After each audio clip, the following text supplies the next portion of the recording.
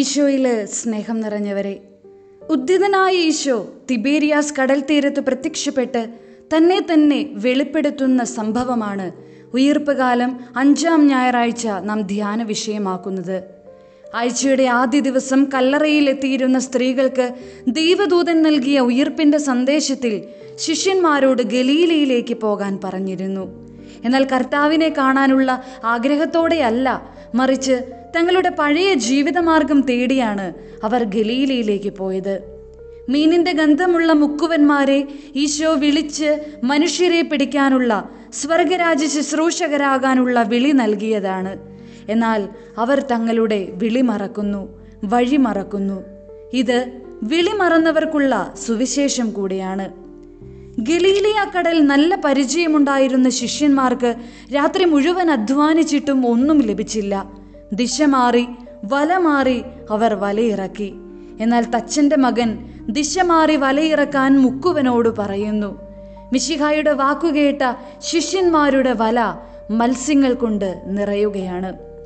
സ്നേഹമുള്ളവരെ, നമ്മുടെയൊക്കെ ജീവിതത്തിൻ്റെ വല ഒന്ന് മാറ്റിയെറിയണമെന്നാണ് ഈശോ പറയുന്നത്.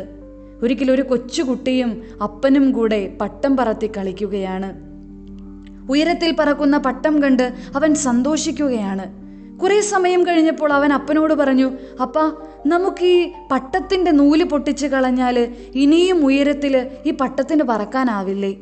അവൻ്റെ നിർബന്ധത്തിന് വഴങ്ങി അപ്പൻ ആ പട്ടത്തിൻ്റെ നൂല് പൊട്ടിച്ചു കൊടുത്തു. കുട്ടിക്ക് ഏറെ സന്തോഷമായി. ആ പട്ടം ഉയരങ്ങളിൽ പറക്കാൻ തുടങ്ങി. കുറച്ച് സമയം കഴിഞ്ഞപ്പോൾ അതൊരു കെട്ടിടത്തിൻ്റെ മുകളിൽ പതിച്ച് നിശ്ചലമായി. ഏറെ സങ്കടത്തോടെ കുട്ടി അപ്പനോട് ചോദിച്ചു, അപ്പാ, ഉയരത്തിൽ പറക്കാനല്ലേ ഞാനിത് പൊട്ടിച്ചു കളഞ്ഞത്?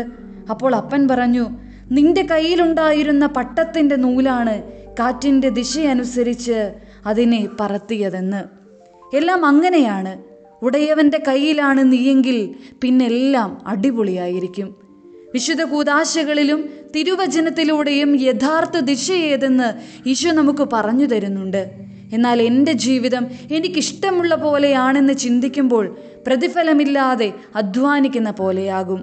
എത്ര വഴിതെറ്റി അലഞ്ഞാലും, വിളിമറന്ന് പഴയ ജീവിതം കൊതിച്ചാലും, തീയും കൂട്ടി പ്രാതലൊരുക്കി കാത്തിരിക്കുന്ന ഒരമ്മ സ്നേഹം ഈശോ കൂടെയുണ്ടെന്ന് മറക്കാതിരിക്കാം.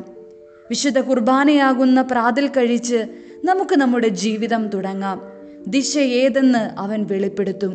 ഈ ലോക ജീവിതത്തിലെ പെടാപ്പാടുകളും നെട്ടോട്ടങ്ങളും ഒരു ശ്വാസത്തിൽ തീരും. എന്നാൽ നിത്യജീവൻ അതെന്നേക്കുമാണ്. ദൈവം അനുഗ്രഹിക്കട്ടെ.